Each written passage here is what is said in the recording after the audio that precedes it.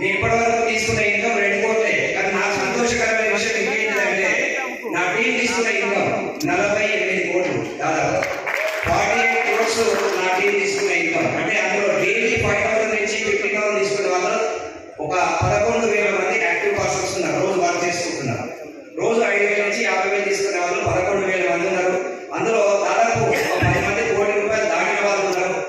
తర్వాత రోజు సిటీ తీసుకునే వాళ్ళు దాదాపు నా టీంలో 7-8 మెంబర్స్ డైలీ సిటీ తీసుకుంటాను. 7-8 మెంబర్స్. ఇది సిస్టమ్.